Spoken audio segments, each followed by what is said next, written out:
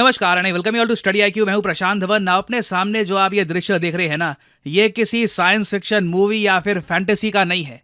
ये दृश्य पूरी दुनिया के सामने आया था 4500 साल पहले। जी हाँ, 4500 ईयर्स अगो जब पिरामिड्स इनिशियली बने थे इजिप्ट में, तो ये ऐसे दिखते थे। ना सिर्फ ये भीमकाय थे, इन पर बहुत ही सुंदर लाइमस्टोन चढ़ा हुआ था और कुछ हिस्टोरियंस तो ये भी कहते हैं कि इन पिरामिड्स के टॉप पर एक मेटालिक प्लेट भी थी। ना ऑब्वियसली 4500 सालों में बहुत कुछ बदलता है और आज के समय मॉडर्न डे जो पिरामिड्स हैं ये कुछ ऐसे दिखते हैं। मगर फिर भी आप एक बात नोट करना, दुनिया में शायद ही कोई अजूबा होगा जो ह्यूमन इमेजिनेशन को इस तरीके से कैप्चर करता है जैसे इजिप्ट के पिरामिड करते हैं। ये कोई आम बात नहीं है कि एक ऐसा स्ट्रक्चर जो 4500 साल पहले बना था आज भी 7 वंडर्स ऑफ द वर्ल्ड में आता है, और ये अकेला अजूबा है जो एक एंशिएंट वंडर हुआ करता था। बाकी सब एंशिएंट वंडर्स डिस्ट्रॉय हो चुके हैं, वॉर में तबाह हो गए, भूकंप आ गया, सुनामी ले डूबी। बस the great pyramids of Egypt ये आज भी खड़े हैं। और सबसे ज्यादा माइंड बॉगलिंग बात यह है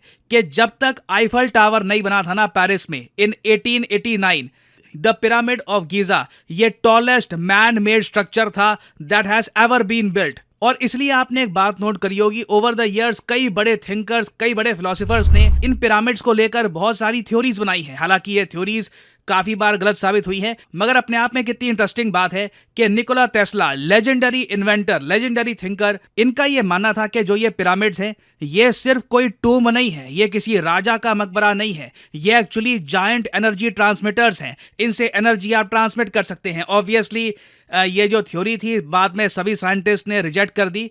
कुछ पिरामिड्स में हमको ऐसा सबूत मिलता नहीं है कि उससे एनर्जी आप ट्रांसमिट कर सकते हैं या फिर एनर्जी से रिलेटेड कुछ वहां पे काम होता था। मगर इन पिरामिड्स को लेकर फैसिनेशन इतनी ज्यादा थी इन्वेंटर्स के माइंड में कि उनको भी लगा कि ये सिर्फ मकबरे तो नहीं हो सकते, definitely there is more to it.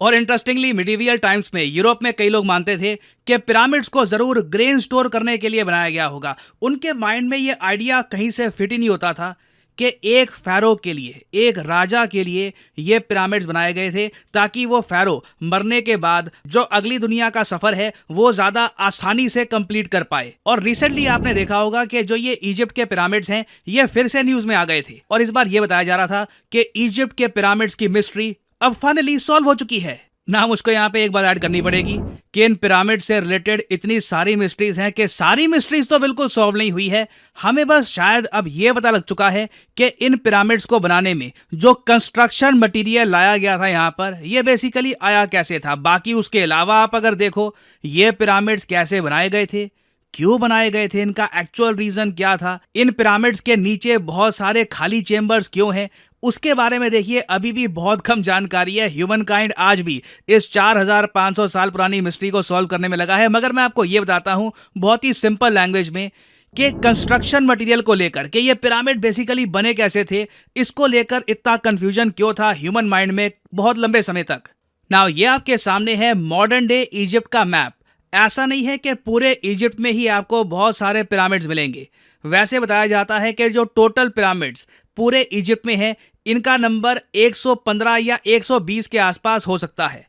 मगर इंटरेस्टिंग बात देखिए, ये सारे पिरामिड्स आपको मॉडर्न डे नाइल नदी के थोड़ा सा पास मिलेंगे। यहाँ पे आप देख पाओगे, ये जो एरिया आप देख रहे हैं यहाँ पे ये सारे पिरामिड्स आपको मिलेंगे। बहुत सारे पिरामिड्स काफी छोटे भी हैं, ऐसा नहीं है कि सभी पिरामिड्स भीमकाय हैं। कई पिरामिड्स हैं इजिप्ट में जिनकी हाइट 40 मीटर 50 मीटर के आसपास है। और फिर जैसे जैसे आप नॉर्थ की तरफ जाओगे, जो कायरो कैपिटल है इजिप्ट की, उसके आसपास आप देखोगे वहां पे आपको मिलेंगे गीजा के पिरामिड्स। ये हैं सबसे जरा बड़े पिरामिड्स, जिनमें से एक pyramid the largest pyramid of Giza, इसकी हाइट बताई जाती है 146.7 मीटर्स। और यहाँ पे मुझको एक बात ऐड करनी पड़ेगी, आप अगर Guinness book of world records की वेबसाइट पे देखोगे तो वहां पर लिखा है कि जब इनिशियली इन पिरामिड्स को बनाया गया था, जब इनके बाहर खूबसूरत लाइमस्टोन भी लगा हुआ था, ऊपर एक मेटालिक कवर था, तब इनकी हाइट थी 146.7 मीटर्स। बाद में इन्वेडर्स आए, काफी तोड़ा फोड़ा गया इन पिरामिड्स को। ये भी कई हिस्टोरियंस कहते हैं कि नेपोलियन ने भी काफी डैमेज किया था इन पिरामिड्स को,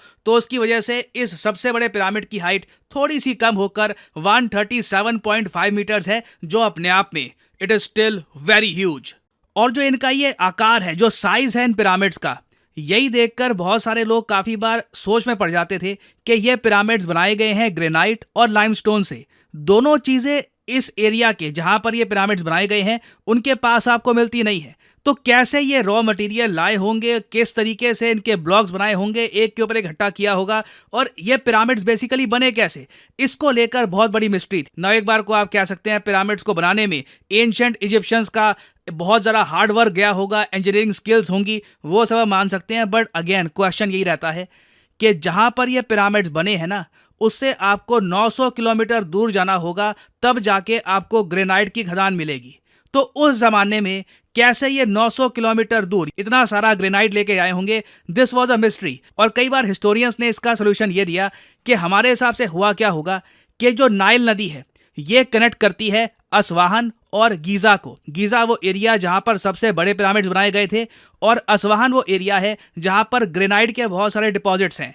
और इन दोनों लोकेशंस को कनेक्ट करती है नाइल नदी, जिसको आज भी माना जाता है दुनिया की सबसे लंबी नदी है। ना प्रॉब्लम देखो यहां पर ये सामने आ रही थी कि ठीक है नाइल नदी इनको कनेक्ट तो करती है, मगर नाइल नदी राइट साइड को बहती है। कहीं से भी ये समझ नहीं आ रहा था कि असवाहन से बहुत सारा ग्रेनाइट निकाल कर कैसे ये लोग गीजा, अबसुएर, दाशुर इन सब एरियाज में लाए होंगे। It simply did not make sense. मगर फाइनली एक डिस्कवरी हुई। ये पता लगा कि नाइल नदी जो मॉडर्न आज के समय है, इसकी एक एक्स्ट्रा ब्रांच भी हुआ करती थी जिसको कहा जाता है अरामत ब्रांच। ये ब्रांच उस लोकेशन के बिल्कुल साथ में बहती थी जहां पर पिरामिड्स बनाए गए हैं, और यही वो इनलैंड वाटरवे था जिसके थ्रू बहुत सारा लाइमस्टोन, बहुत सारा ग्रेनाइट ये लोग तोड़कर बोट्स में ले जाकर, जी हाँ, अगेन मैं यहां पे कहीं से ये नहीं कहूंगा कि जो एंशिएंट इजिप्शियंस ने किया था ये छोटी इंजीनियरिंग फीट है। इतना सारा स्टोन आप कार्व आउट करके एक बोट में रखो, और बोट भी माना जाता है उस टाइम एक बहुत ज्यादा यूनिक डिजाइन की रही होगी जहां पे आप स्टोन भी कैरी कर सकते हैं और वो बोट डूबेगी भी नहीं। और 800-900 किलोमीटर्स का इनलैंड वाटरवे पार करके ये स्टोन पहुंचाए गए ओवर द ईयर्स, और 1000 साल तक ये हुआ था। ये मैं आपको बता दूं, जो 100 से ऊपर पिरामिड्स इजिप्ट में बने हैं इनको बनाने में 1000 साल लगे थे, क्योंकि ऑलमोस्ट हर पिरामिड एक मकबरे की तरह है। जब भी एक फैरो, एक राजा मरता था, उसका एक रेस्टिंग प्लेस बन जाता था एक पिरामिड। और अब एटलीस्ट हमको ये तो पता है 2024 में हम ये तो कह सकते हैं कि एक एंशिएंट नदी जाती थी जिसकी मदद से ये सारा रॉ मटेरियल्स इन पिरामिड्स तक पहुंचाया गया था। मगर फनी बात यहां पर यह आती है कि जब हमको लगा कि हमने एक मिस्ट्री तो थोड़ी बहुत सॉल्व कर दी, अचानक से एक और मिस्ट्री सामने आ जाती है। जो ग्रेट पिरामिड ऑफ गीजा है, जो सबसे बड़ा पिरामिड है, इसकी प्रॉपर्ली स्टडी की जा रही थी। ये भी स्कैन किया जा रहा था कि इस पिरामिड के नीचे क्या है। सडनली साइंटिस्ट को इस पिरामिड के नीचे एक एल शेप्ड स्ट्रक्चर मिला है। ना ये स्ट्रक्चर क्यों एग्जिस्ट करता है, क्यों बनाया गया था पिरामिड के बहुत नीचे, अभी तक हमको कुछ नहीं पता। हमें कुछ पता नहीं है वहां पे कौन दफन है, क्या है। बेसिकली इसकी हिस्ट्री के बारे में आज भी आपको इतनी सारी थ्योरीज मिलेगी कि एक बार को आप उसमें जाओगे ना तो कई रातें, कई हफ्ते आप जा सकते हो बस पढ़ते हुए ही कि लोगों की क्या क्या थ्योरीज हैं इन पिरामिड्स के बारे में, ये क्यों बनाए गए थे, ये क्या सिंबलाइज करते हैं। और ह्यूमन हिस्ट्री में आप अगर देखो तो ये पिरामिड स्ट्रक्चर हमको दुनिया भर की कई सिविलाइजेशंस में क्यों दिखते हैं। For example modern day Mexico में भी आपको मिलेगा द पिरामिड ऑफ द सन, बिल्कुल एक पिरामिड शेप स्ट्रक्चर जो आज से कई सदियों पहले बनाया गया था। फिर सूडान में आप जाओगे, सूडान में भी आपको नूबियन पिरामिड्स मिलेंगे। ऑल्दो मैं एडमिट करूंगा कि ये साइज में इजिप्ट के पिरामिड्स के आसपास भी नहीं है, but bar bar human kind in pyramid structures की तरफ ही क्यों ग्रेविटेट करते हैं। जो मायन सिविलाइजेशंस थी वो भी पिरामिड्स क्यों बनाते थे, द पिरामिड्स ऑफ तिकाल ये क्यों बनाए गए थे। इवन चाइना में भी इस टाइप के पिरामिड्स क्यों बनाए गए थे, क्यों कॉन्स्टेंटली ह्यूमन ब्रेन एक पिरामिड स्ट्रक्चर की तरफ काम करना ज़्यादा पसंद करता है।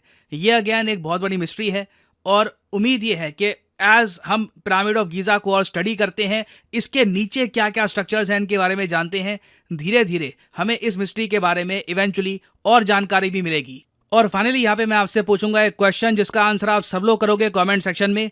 क्वेश्चन ये है कि नाइल नदी जिसके बारे में मैं बात कर रहा था इस वीडियो में, नाइल नदी आज के समय कितने कंट्री से होकर गुजरती है। ये है यहाँ पे आपकी ऑप्शंस, 20 देश, 2 देश, 11 देश या फिर 55 देश। कमेंट सेक्शन में करिए उत्तर। जो लोग सही आंसर देंगे उनकी कमेंट को मैं हार्ट दे दूंगा ताकि बाकी लोग समझ पाएं कि सही उत्तर क्या है। और फाइनली आप लोगों के लिए एक बहुत ही इंपॉर्टेंट जानकारी, स्टडी IQ का बैच 8 स्टार्ट होने वाला है। इसकी एक बिल्कुल इंट्रोडक्टरी क्लास हुई है 20 तारीख को, और इसका जो एनरोलमेंट है 24 तारीख के बाद बंद हो जाएगा। तो एक सिस्टमैटिक तरीके से एक बैच के अंडर आप अपनी तैयारी शुरू कर पाओगे। क्लास 1 से आपकी तैयारी होगी विद प्रॉपर डिसिप्लिन। तो कमेंट सेक्शन में जाइए, यहां पे आपको मिलेगा लिंक यूपीएससी ऑफलाइन और ऑनलाइन कोर्स का। अगर आप ऑनलाइन कोर्स परचेज करना चाहते हैं तो लिंक पर यहां पर करिए क्लिक और आपके सामने खुल जाएगा ये पेज, और यहां पे आप देख पाओगे लिखा है स्टडी IQ यूपीएससी बैच 8। तो अभी 24 तारीख तक का आपके पास टाइम है। आप एक फ्रेश बैच में बिल्कुल स्टार्टिंग से कर सकते हैं enrol. Limited number of seats होती है।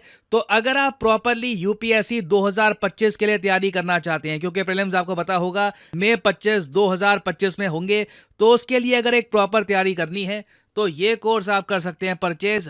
वैलिडिटी होगी इसकी 30 महीने की। इस कोर्स में आपका प्रीलिम्स, मेंस, इंटरव्यू तीनों पार्ट्स को प्रॉपर्ली कवर किया जाता है। 1-to-1 मेंटरशिप आपको मिलेगी। उसके अलावा फिजिकल बुक्स भेजी जाएंगी आपके घर में। और ये जो प्राइस यहाँ पर लिखा है, you do not have to pay this price. Simply यहाँ पर कोड डालिए PD10 और प्राइसेस गिरना स्टार्ट हो जाएंगे। 1000 रुपए से भी कम पर मंथ पे करके आप घर बैठ के प्रॉपरली यूपीएससी एग्जाम की तैयारी कर सकते हैं with study IQs live classes. तो जो ये P2I बैच है, याद रखिएगा ये डेट 24 तारीख तक का आपके पास टाइम है। उससे पहले आप इसको परचेज करके एक प्रॉपर डायरेक्शन के साथ अपने यूपीएससी एग्जाम की एक तैयारी स्टार्ट कर सकते हैं।